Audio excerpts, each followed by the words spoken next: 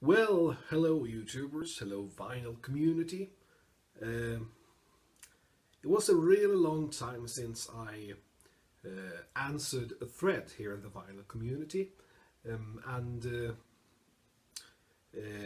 but of course now it's the time to change that. Some days ago I saw an answer video to a thread made by my friend in Finland, Mikko, and he had made an answering thread called Lizz's I'm cute and if you disagree you can suck a titty. That's not really the most common way of titling a contest, but of course that made me curious, so I found the channel made by someone called X Elizabeth Martinez, and well, she's called Liz.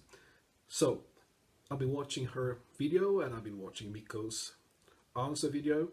I think there were some really interesting questions here, and some that I don't think I have answered before here in the vinyl community. So this is answering video to those questions. First, to say a few words about this title, I'm cute and if you disagree you can suck a titty. Yeah, I'm probably quite cute. Yes, I've been even told I'm cute. Yes, I've been even told I'm cute by people who I haven't paid. So I guess so. Right, that's it. The first question here was the most beat up record and why did I buy it? I don't have that many incredibly beat up records, but I have some, and this is one that needs no introduction.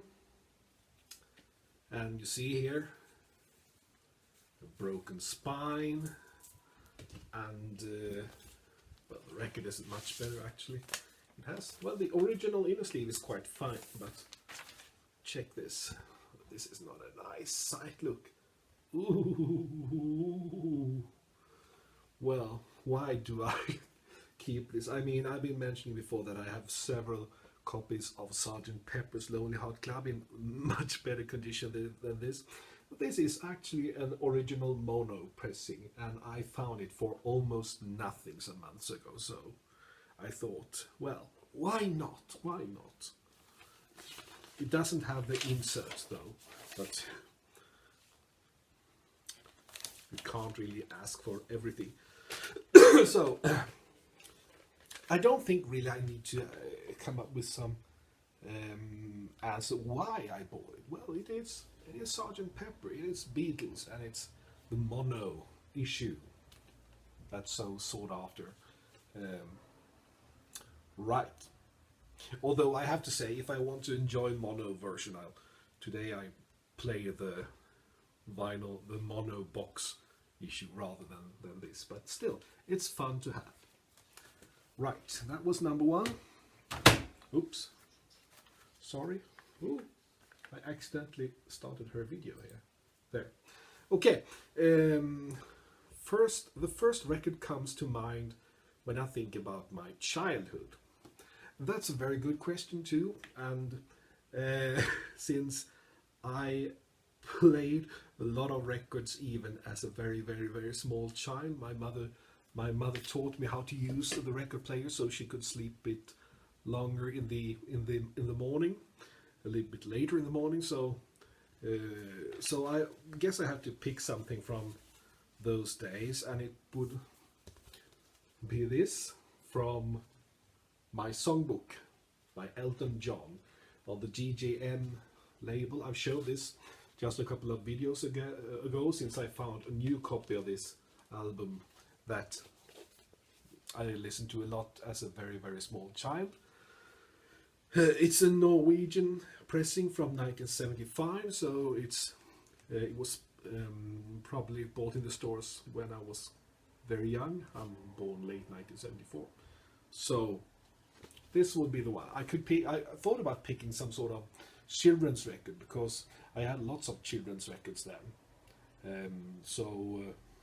But well, no, I picked this because this was often played, and I remember that it made me very calm and happy listening to it.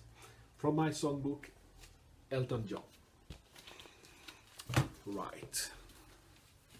The next one. Right, a record that I thought, why did I buy this record instantly regretting it after buying it? Well,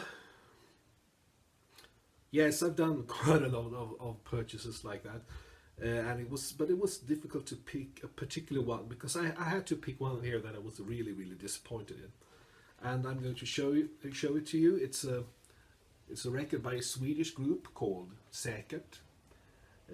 A friend of mine, an online friend of mine that I've known for many years, gave me the advice to check this group, and then I found an LP at the record store. So I started by, well, looking like this when I listened to it, but when I finished listening, it was more like, yeah. No, sorry, this was not my taste. I wish it was. I really wish, because I wish I liked this more than I do, but I don't. No, sorry, I don't. I'm sorry, I don't. Okay. You see, I'm old-fashioned. I've written it down. I don't have it written in my cell phone. I've written it down on this little notebook here. Best thrift store purchase ever. That's a really difficult. But I think I have to go back in time to the days when I mainly did purchase my records in thrift stores, and when you still could find quite good stuff. And then the store up in my former hometown, probably 20 years ago, I bought this copy of Rolling Stones, Out of Our Heads. This is the export pressing from 1965. I made a video about this record before in my channel as well, some time ago. The inner sleeve is beat to pieces, but those of you who are into Decca labels can see that it is from the time. And this I paid almost nothing for. At the same time I bought plenty of other good